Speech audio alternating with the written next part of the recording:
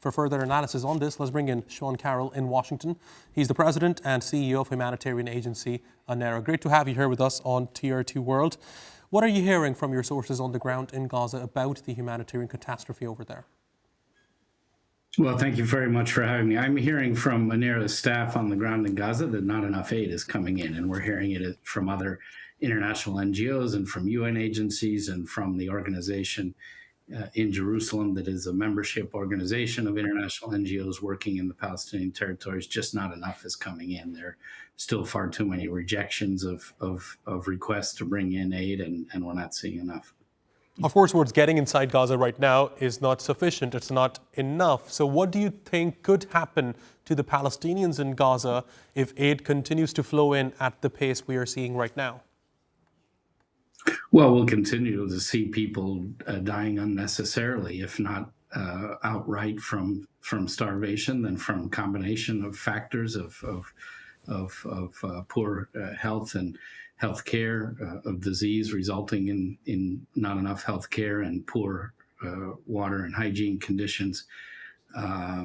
There just needs to be a massive influx of aid, and we're seeing that neither the letter nor the spirit of the agreement forged by President Trump and many other nations and leaders is not being met. And what do you think is the biggest stumbling block to this?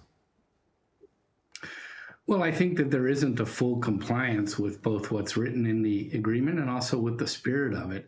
There's supposed to be at least 5 border crossings open. There are 7 to choose from at least, and right now 2 are open partially with some restrictions. As you said, one of them, Carroll was closed and now it's just opened again. The Rafah border between Egypt and Gaza has not yet opened. All of these borders need to be open. The hours of operation need to be increased. The personnel need to be increased, and the pipeline needs to be increased. And there is plenty of pipeline. We, Anera, and other NGOs and UN agencies have thousands of truckloads worth of aid, worth millions of dollars that can serve millions of meals.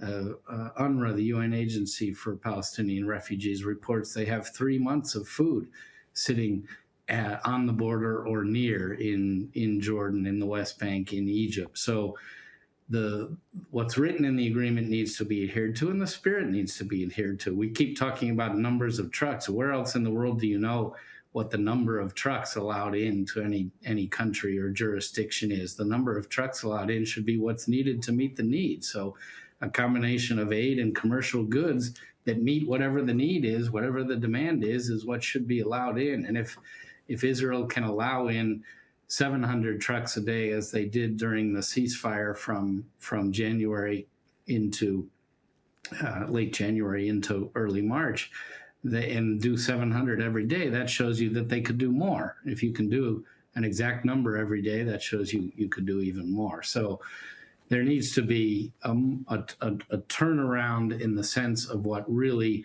will work for recovery, for reconstruction, for the prevention of unnecessary deaths of Palestinian civilians, and for some hope for a better future and peaceful coexistence. What's happening now doesn't serve anyone's interest, and there needs to be a change of mentality and a change of operations.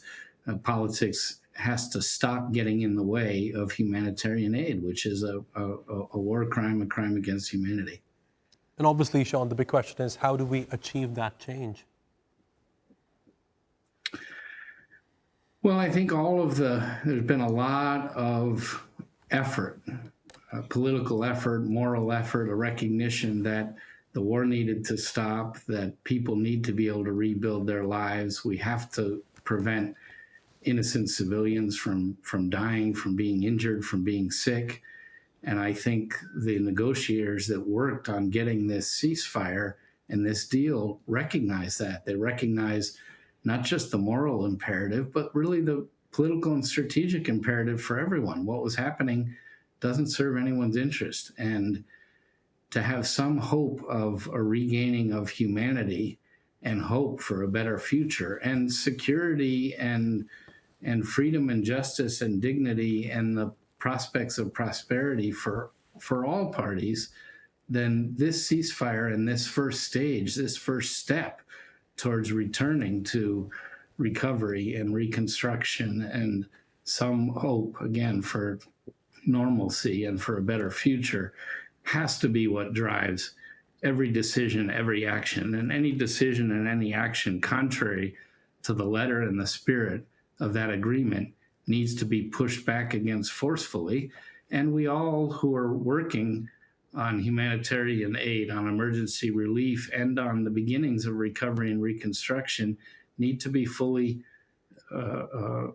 allowed to do our work. We need to be facilitated. There needs to be a trust and a recognition that the work that we're doing serves everyone's interest. And that's my hope, and that's what needs to happen. And that's my promise as the leader of an international NGO, an American NGO that's been working in Gaza, in Palestine, for more than 50 years, effectively, productively, at a good cost effectiveness, and in compliance with international laws, and ensuring that aid doesn't get diverted to where it's not supposed to go. We're very good at that, and we and others should be facilitated fully in our work to help build a better future, a possibility of a better future.